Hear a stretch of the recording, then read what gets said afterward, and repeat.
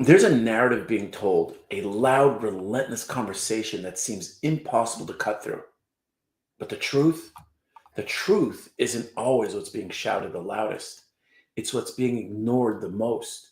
Today, we're diving into a topic that's not just shaping headlines, but shaping history. And more importantly, there's a lesson in all of this, one that affects every single one of us in how we see the world, how we respond to challenges, and how we grow as an individual. If you want to truly understand beyond the noise, beyond the rhetoric, then stay with me because this conversation is bigger than politics. It's about the choices we make and the truth we choose to stand by. I know that there's tremendous constant noise about issues as fundamental as Israel's right to exist even. And you start by talking about, in your book, you embark on explaining that, at least in some part, by talking about Herzl and his terror that anti-Semitism, that the rise of anti-Semitism in Europe was going to cause a catastrophe, which was obviously a justified terror. Would you be kind enough to walk me and my viewers and listeners through your rationale for the moral justification for Israel, the political justification as well? And I'm going to do what I can to my limited ability, let's say, to push back. I've heard the arguments of often young people who are more prone to give credence and sympathy, say, to the Palestinian viewpoint. And I'd like to rectify my ignorance and maybe help my viewers and listeners do the same thing. So would it be useful to start with Herzl? Well, I'd start, Herzl was what I call our modern Moses, but I'd actually start with the original Moses. The Jewish people have lived in the land of Israel, what is now the state of Israel, have lived here and have been attached to this place for about 3,500 years. 3.5 millennia. Now, for the first 2 millennia, roughly, of that time, we were living in what is described in a text commonly known as the Bible. So the Bible describes how the Jewish people lived on this land, were attached to this land, fought off conquerors, sometimes were conquered, but stayed on their land. And that continued for a very long time until roughly the 7th century, actually, after the birth of Christ, okay? For roughly 2,000 years. We were conquered by the Romans, we were conquered by the Byzantines. They did a lot of bad things to us, but they didn't really exile us, contrary to what people think, okay? The loss of our land actually occurred when the Arab conquest took place in the 7th century. The Arabs burst out from Arabia, and they did something that no other conqueror, not the Romans, not the Byzantines, not the Greeks before them, not Alexander the Great, nobody did before. They actually started taking over the land of the Jewish farmer. They brought in military colonies that took over the land. And gradually, over the next 2 centuries, the Jews became a minority in our land. So it is under the Arab conquest that the Jews lost their homeland. The Arabs were the colonials. The Jews were the natives dispossessed. Well, that happens in history. The Jews were dispossessed. We were flung to the far corners of the earth, suffered unimaginable suffering because we had no homeland. But we didn't disappear, and we never gave up the dream of coming back to our ancestral homeland. So generation after generation, the Jews could be in Warsaw, they could be in Yemen, they could be in China. And they said, next year in Jerusalem, we'll come back next year in Jerusalem. Well, that was made possible because the Arabs who had conquered the land basically left it barren. They never made it their own. It was a barren land. It really had, practically, it was an empty land. And in the 19th century, the idea of coming back next year in Jerusalem became a reality. By the way, in part because of Christian Zionist support for the idea of the Great Return. The Jews came back in the 19th century to the land of Israel. The result of this return was that we started building farms, factories, places of employment. Arabs from nearby countries started immigrating, and they call themselves Palestinians. They reconstructed history and said, we've been here for centuries. No, they haven't. They weren't there at all, and they didn't have a national consciousness. We came back, made it our land, and we said, okay, we now will live together. We decided to establish a state in 1948. That's 75 years ago. And we said, everybody can live here. The Arabs said, there can't be a Jewish state. You have no right to be here. It's our land. It's not your land. It's been our land for 3,500 years.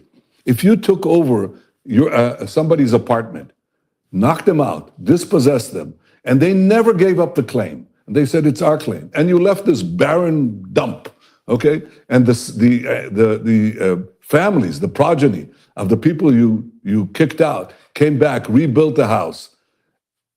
You cannot come back and tell them, you don't belong here, we're going to kick you out, especially since you're latecomers who've come to live in part of the house, which is what the so-called Palestinians are, okay? We say to them, you can live here, we can live here, but it's our land, it's our state.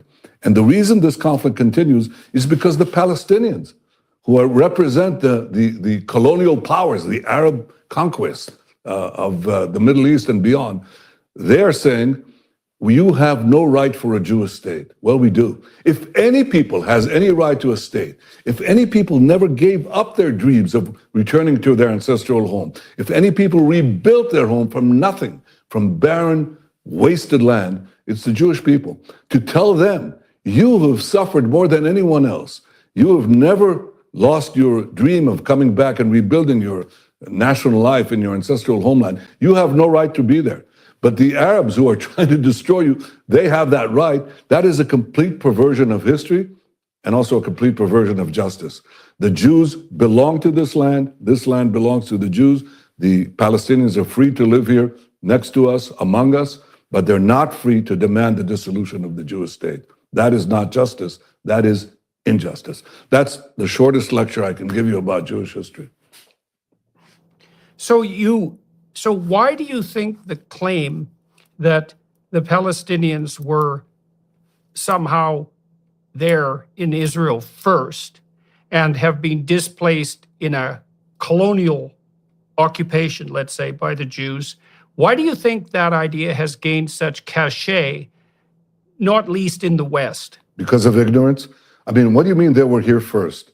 Well, you're familiar with the story of Jesus, right? Jesus was a Jewish rabbi living 2,000 years ago. He was a rabbi from the Galilee, okay? He came to Jerusalem, he turned the money tables of the tables of the money changers on the Temple Mount. Where did that happen? Did it happen in Tibet? It happened here. Jerusalem was our capital. King David made it our capital 3,000 years ago. So the Jews are here. To try to say that they weren't here and that the Palestinians were here thousands of years ago is ridiculous. Anybody who can, you can actually Google this and find out how absurd this thing is. So as far as reinventing ancient history, that is unpardonable, because anybody can find out and understand that the Jews were here for thousands of years, the Palestinians weren't here. As far as modern times are concerned, what the Palestinians have said is, and I write this in my book, and I show it because it's so comical. What they say is, we were here, Palestine was a verdant land in the 19th century, teeming with the Palestinians, until the Jews came in, took it over and threw it out. Okay, well, that's what Arafat effectively said in his infamous speech in the United Nations, blaming Zionism, equating Zionism with racism. Well, there's only one problem with that. He said that the Jewish invasion of this verdant Palestinian homeland happened in 1881, okay? The problem with that is that 12 years before, a famous visitor, among hundreds of visitors, named Mark Twain, visited the Holy Land. And he describes a totally different picture. He describes Palestine, I'm quoting him, is a vast wasteland. He said, only imagination can grace this barren land with the pomp of circumstance and life. It's just, he said, we traveled for a whole day. We didn't see, in the Galilee, we didn't see a human being, one single human being. He said, Jerusalem sits in sackcloth and ashes. And as he was saying that, it's the Jewish return that began building the land. Well, perhaps one could argue, it's obvious that Mark Twain was not in the service of the Jewish state because it didn't exist. He wasn't in the service of the Jewish lobby because there wasn't any Jewish lobby. He was just reporting what was there. Could there possibly have been a tremendous influx of Palestinians between 1869 and 1881, the year that Arafat says the Jewish invasion began and destroyed the Palestinian paradise? Well, alas, no, because in the year 1881, another famous visitor visits Israel, and he visits this land, and he writes also his memoirs, okay? His name was Arthur Penrhyn Stanley. He was a very famous courtier of Queen Victoria's court, okay? And he came here on a special visit. And he says, I look south and I look north. He says, I'm in Judea. And I see nothing. He says, a barren expanse. And they both express, both Twain and Arthur Penrhyn Stanley say the same thing. When will the Jews come back and bring this land to life? And the answer is right then. We came back, brought it back to life. There were Arabs living here, but it was, as I say, a barren wasteland. But Arabs began to immigrate naturally because we created a rise in the standard of living that attracted Arabs from neighboring states. Those Arabs are now the descendants of those Arabs who migrated as a result of the Jewish return. Many of them now are considered Palestinians. So what I'm saying, and I'm saying this to you, Jordan, and to your audience, there has been a complete fabrication of history. It's the biggest lie of the big lies that have permeated the 20th century and the 21st century, is to say that the Arabs were here before, that is, the Palestinians were here before the Jews, when we were here for thousands of years, that we are the colonials, when in fact it was the Arabs who were the colonials who dispossessed the original natives, and that is the Jews, that we came back to this land that was laid barren by the Arab conquest, brought it back to life, and allowed Arab immigration, what we call now Palestinian immigration, to come back in. And now they say to us, in unimaginable chutzpah, they say, you don't belong here. They recreate ancient history, they recreate modern history, and this is a lot of hokum. It's ridiculous.